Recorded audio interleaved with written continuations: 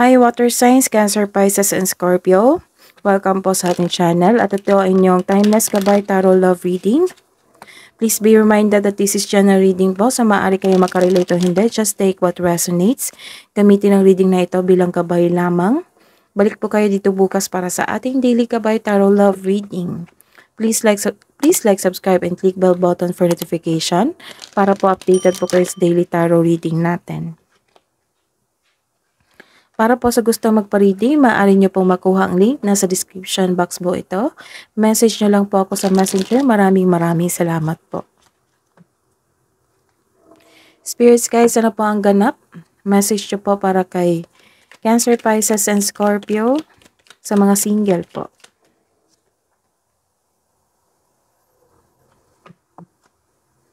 So, nagkaroon ng self-care dito. Nalagaan nyo yung sarili nyo. And you are sad. Some of you are sad, you are broken and feeling alone. And tahimik lang kayo ngayon. You are not taking an action. Nagkaroon ng stagnation po. And you are taking time to your social media. Sa mga may relasyon. Sa mga may relasyon po na Cancer, Pisces, and Scorpio. You are taking time to your family, to the children. Or sa inyong family, nagkaroon ng reunion. Ayun. Ooh, my love affair dito or secret affair. Dirty little secrets. And you are divinely guided by Archangel Michael. Nagkaroon ng protection.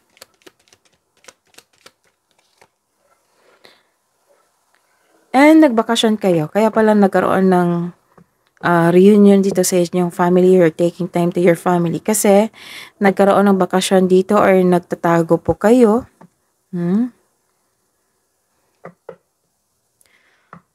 Let's see. Clarification po para sa mga single na Cancer, Pisces, and Scorpio. Para sa cards nila ngayon, Divine Feminine Crush, Crickets, and Plug.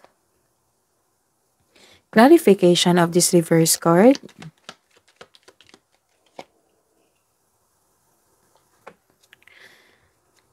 Clarification po para sa mga may relasyon, mag-asawa, sa mga may relasyon po. Para sa cards nila ngayon na family, love affair, Archangel Michael, na escapade.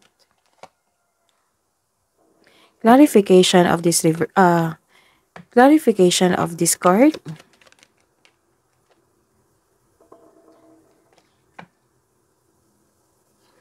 Clarification of this card. Clarification of this card para po sa mga may relasyon.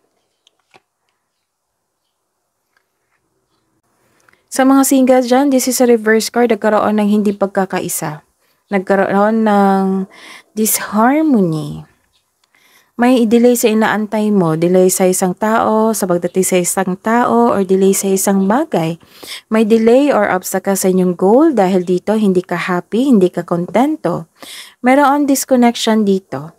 Nagkaroon ng disconnection dito kaya pala na you are feeling sad or disappointed kayo, you are feeling alone kasi nagkaroon ng disconnection sa isang tao dito, sa kaibigan or kasamahan sa bahay. So, kailangan ng mahabang pasensya. Bless ka kasi stable yung kaperahan mo at emotional intelligence, marunong magbalanse sa inyong emotion.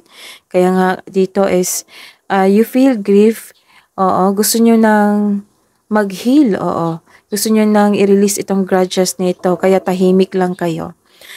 Bless ka kasi stable ang kaperahan mo, emotional intelligent, marunong magbalanse sa inyong emotion, guarded ka din, ayaw nyo nang masaktan.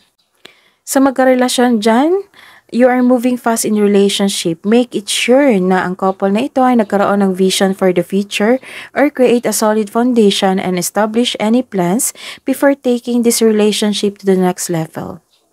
This is a reverse card. Nagkaroon po kayo ng isang labis na pagmamalabis.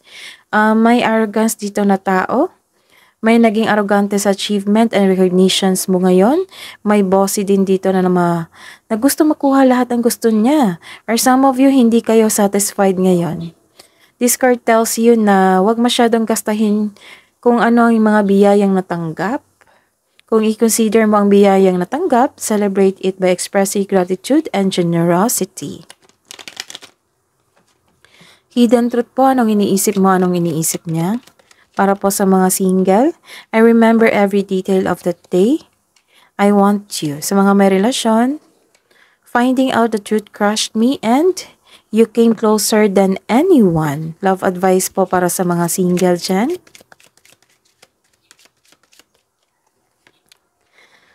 Find a balance. So nagkaroon ng disbalance dito. So, find a balance. And these things come and go. Surrender to the universe. Para sa mga may relasyon dyan,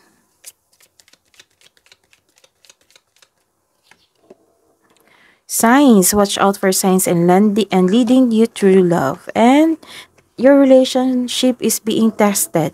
Your strengths and weaknesses are being tested. Sa mga single po. Healing. Imagine yourself and your beloved surrounded by light. Feel your relationship being healed this very moment. And sa mga may relasyon, sacred union. Honor and treasure your relationship for it is truly sacred. That is your reading po. Please like, subscribe, and click bell button for notification para updated po kayo sa daily tarot reading natin. Maraming salamat po.